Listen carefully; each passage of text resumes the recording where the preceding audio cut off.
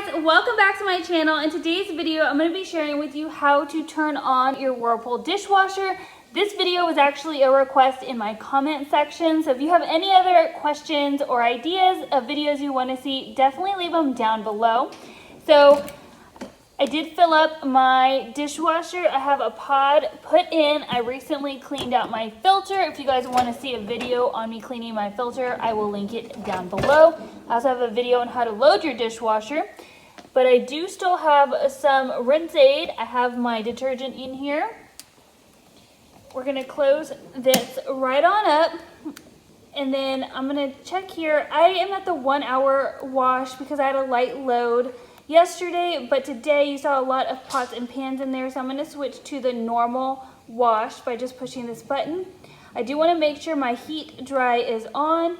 You can do a high temp, but I am going to do the high temp and the heat dry. And then right here you can put it on a 4 hour delay if you want. I'm not going to do that. I need to get my dishes washed now. And then I am just going to push the start button. The light's going to come on and we're going to listen.